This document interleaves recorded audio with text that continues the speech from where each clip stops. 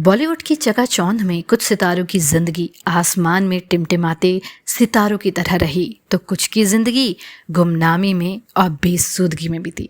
बॉलीवुड की हसीना अदाकारा परवीन बॉबी की जिंदगी की कहानी भी कुछ इसी तरह है। परवीन की जब बॉलीवुड में एंट्री हुई तो वो एक चमकती हुई सितारों की तरह बॉलीवुड में राज करने वाली हीरोइन बनी, लेकिन धीरे धीरे किस तरह उनकी जिंदगी गुमनामी में तब्दील हो गई किसी को मालूम ही नहीं चला।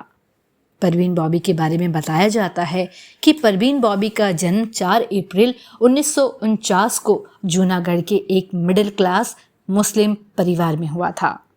सन ज़ेवियर कॉलेज से अंग्रेजी साहित्य में बीए करने के बाद परवीन बॉबी मॉडलिंग में अपना करियर बना रही थी। तभी परवीन की मुलाकात फिल्म निर्देशक B.R. इशरा से हुई। कहा जाता है कि परवीन बॉबी को सिगरेट का कास लगाते देख B.R. ने तय कर लिया था कि यही उनकी हीरोइन बनेंगी। B.R. ने पहली बार परवीन बॉबी को क्रिकेटर सलीम दुरानी के साथ 1973 में रिलीज हुई फिल्म चरित्र में मौका दिया। फिल्म ने तो बॉक्स ऑफिस पर खास कमाल नहीं दिखाया, लेकिन परवीन बॉबी का जादू दर्शकों पर चल गया। बॉलीवुड में एंट्री होने के बाद अफेयर होना काफ़ी आम बात है। कथित तौर पर परवीन बॉबी का पहला अफेयर डैनी के साथ था। डैनी ने एक साक्षात्कार में बताया था कि उन्होंने तकरीबन 4 साल तक परवीन बॉबी को डेट किया था। हालांकि दोनों का रिश्ता ज़्यादा लंबा नहीं चल पाया। डैनी के बाद परवीन की जिंदगी में कबीर बेदी आए।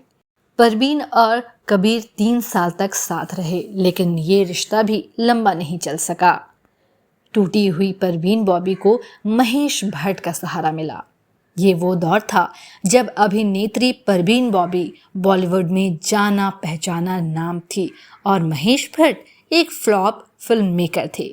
कहा जाता है कि महेश के साथ रिलेशनशिप के दौरान ही परवीन बॉबी को पैरानाइड नामक मानसिक बीमारी हुई थी।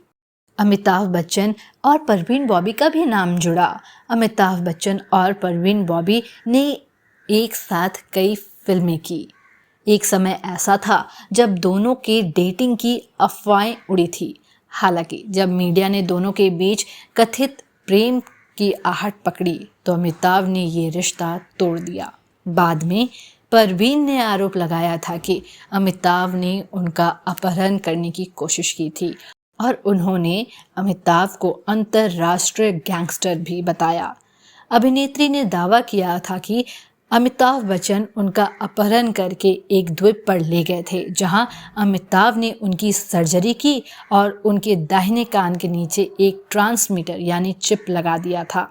अभिनेत्री ने अमिताभ के खिलाफ एक मामला भी दर्ज कराया था और उन्हें अदालत तक घसीटा था, लेकिन जब परवीन की बीमारी के बारे में पता चला तो सभी आरोपों को खारिज कर दिया गया था।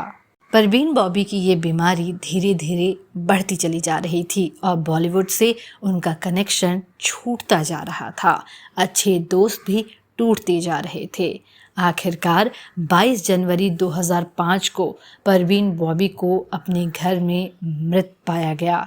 जब कई दिनों तक उनके घर के बाहर अखबार और दूध के पैकेट पड़े मिले तो उनके पड़ोसियों ने पुलिस को सूचित किया। सूचना पाने के बाद पुलिस ने दरवाज़ा तोड़ा तो घर के अंदर अभिनेत्री का शव मिला। कहा जाता है कि परवीन की तन्हाई ही उनकी मौत का कारण बन गई।